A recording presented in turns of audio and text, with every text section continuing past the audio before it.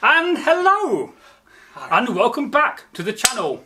I am Bragi and I am the son of Magnar. And yes, as you can see from my Langsax, I am a Viking, as Egil gets very nervous. And I am Egil, and I'm being careful here, I've got my own. I just don't choose to flaunt them. So what are we doing today then, Bragi? Well, today we're doing something new on the channel, something we've not done so far, and something we've always talked about doing. Alright. And you may be asking yourself there, you guys, hello, how are you today? Let us know in a comment. Hi. What we may be doing today. Well, that makes $1,000 because I'm not sure. Well, today we're going to review a product. Ooh. And today I got a little package with it from the back of my I thought that was just a ghastly rumour. So I got a nice package in the post today. Oh. I'm going to open this up for you on camera. Let's just get a little bit closer. There's always an excitement. Comes in bubble wrap, very professional. Don't matter how old you are, parcel always gets you excited. Oh, it does indeed. Yeah. It's like a little Christmas present. Yeah. And the friend who sent me this will remain nameless, but I might like to say thank you very much who sent me this. Oh, now that gets... Oh, thank you. They've asked not to appear the name on camera. Ah. So, it's just from a friend of mine from Facebook. Oh. And they sent me a copy of the Repton hammer with the beads. So I'll just stand up a little closer for you. I have seen the original. And we'll talk about the original, and we'll talk about this and how it compares. And I will be sending and posting in the video some pictures of this. Nice. So let's open it up for the very first time. So let's just talk about the Repton hammer if folks don't know about it, Egil. Well, there was a dig back in the 80s with Martin Biddle, and they uncovered a Viking camp, and the vicar said, "Oh, I've got a grave in my garden." And they excavated him, and he was known as the Repton Giant. He's about 6'9" tall, but the goods with him. He'd got a sword, he'd got a raven's claw, and various other bits and pieces, and amongst which he had some beads and a Thors hammer. The strange thing about the skeleton is, if you see the reconstruction of his face, Derby Museum and Art Galleries, Oh, indeed. you'll see that one eye is higher than the other. Is it? Yeah. Oh. We don't know who he is. He would be somebody of high standard. He died very gruesomely. Indeed, he did a indeed. word? Yes, he did die gruesomely. Yeah, he was... If it's not a word, it is now. Yeah, he was disemboweled with a spear. He was hacked the top of his thigh and bled to death. Certain parts of his anatomy were removed, and a raven's claw, jackdaw's claw, sorry, was placed between his legs. I think you know of what I speak. It wasn't a raven's claw, it was a boar's claw. Boar's tusk. He had a boar's tusk as well. Boar's tusk as well. But the strange thing is his sword. Yes. It's a lot wider than people would imagine. Have you got a sword with you? Not on me now. Oh, I've got one here. Oh, I've just happened to have one. Oh, that's handy, isn't it? If you look at this sword blade, it's about what, 1.5 inches? Yes, roughly speaking. The sword at Repton is about twice that. Oh, right, so that's quite a wide blade. It's a very wide blade, and it's odd because I had Let's just show the sword on camera a bit closer for him. I had a sword made many moons ago when I first started, and I was told by the authenticity officer it's too wide, so at great expense I had it narrowed, and of course then we see the sword, and it was about 4 inches wide. It was in the scabbard obviously had corroded to the blade. It hadn't got a fuller, and it would be pattern welded. Oh, so no fuller on the blade. So it would have been just like a very slight triangular peak section. Very unusual that. It's more like was it a pattern welded blade? Yeah. Oh yes, I imagine the amount of work going into that blade, you know, 600 hours of labour.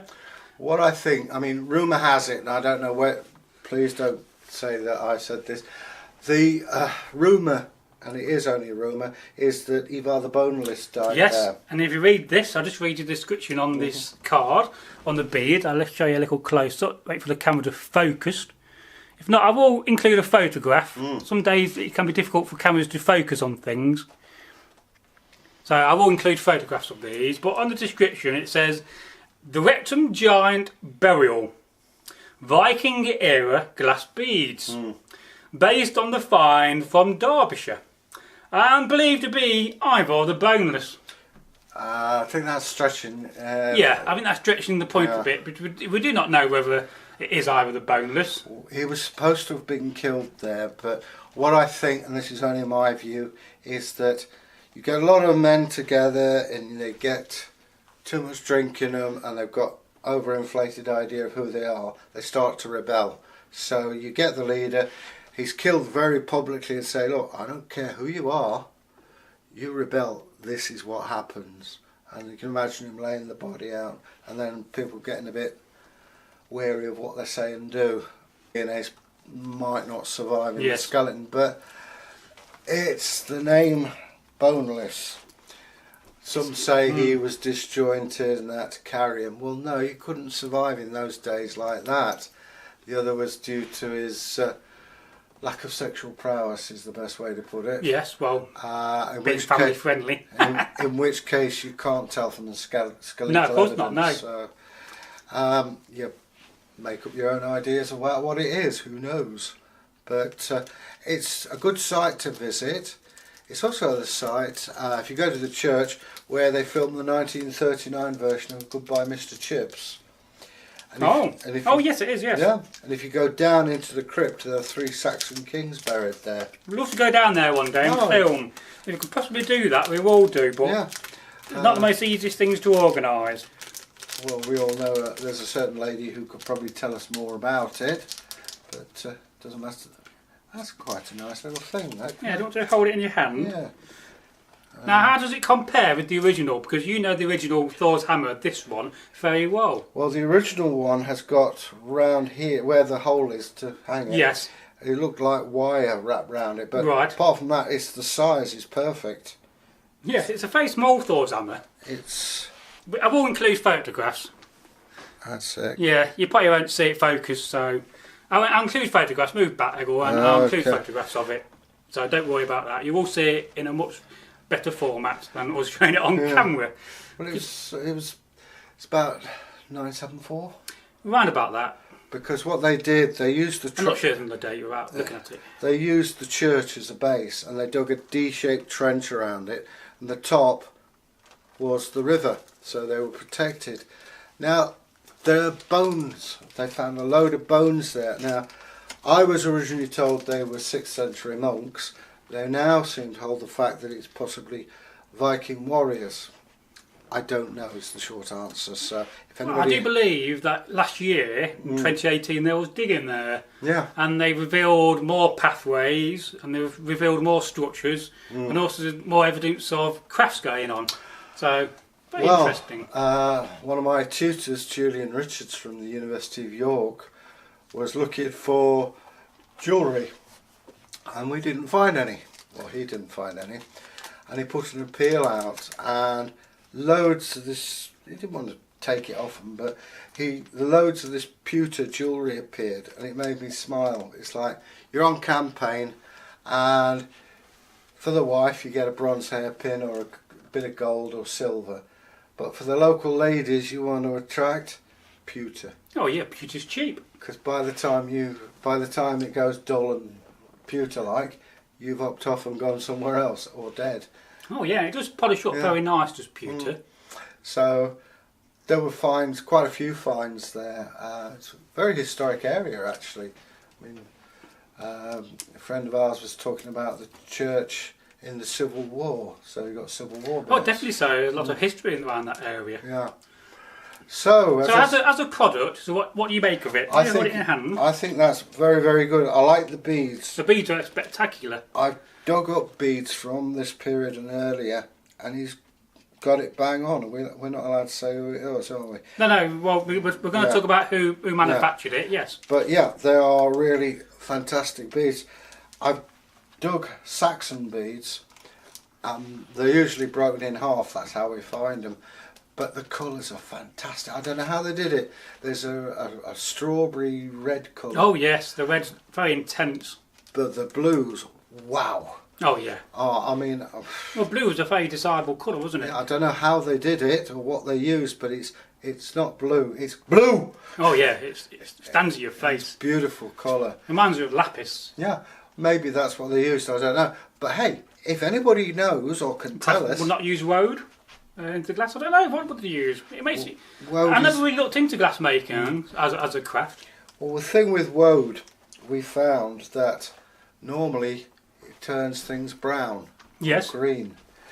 But if you urinate in it, raising the pH level, that's how you So get you your could blue. get a dye like this colour from yeah. your woad. Woad normally comes out this colour, but when it's blue, and people say, why did the Celts paint themselves blue? It's an antiseptic. Your own urine is an antiseptic. Well, of course so, yes. So you cover yourself head to foot, so if you get cut, your cuts don't get infected. So, and also it frightens the life out of Romans. Now, if you want to go and buy yourself a set of the Repton Thors hammer and the beads, I will put a link in the description, and I'll also pin a comment. And this is manufactured by a man called Mike Paul, who owns a company called Tillerman Beads. And they make beads from the early Iron Age up to Romano-British, early Saxon, and into Viking in the more medieval times. And he really does make really nice beads, and I do intend to buy some more in the future of him. From what I've seen on the website, Yes, I showed Egil. I'm trained as an archaeologist, have a degree in it, but also it's nice little trinket presents for your girlfriend, Yes. wife, mother, or for yourself. Well, how many times do you walk about Derby or you're going about York and you see people wearing a Thor's hammer? Yeah. A lot. You know, a lot of people do wear Thor's hammers. Yeah. You know, and if you've got money, you can have a gold one or even an authentic original one. Well, You know, I people happen do, to- and they're not cheap. You know, You're a very talented man, Mr. Tillerman, and Mr. Paul, Mr. Paul. Okay. Mike Paul. Mike Paul. Hello. If you want to send Keep us going. a couple of your products for free, we'll review them as well. He never misses a chance, does he? No.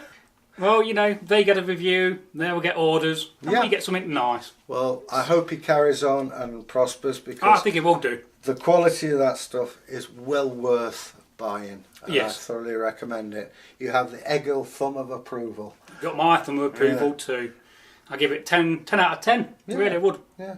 So, it's goodbye from me. And it's goodbye from him. Goodbye. Was hail. Bye. Oh, and don't forget to go and leave a comment. And if you're new to the channel, please go and click the subscription button. But don't forget to also go and click on the bell. By doing that, you'll be notified when we publish, when we premiere, but also when we live stream. And for me, it's goodbye, goodbye. And then from me, it's a goodbye, and tell your friends. Ik thank you thee. I thank you.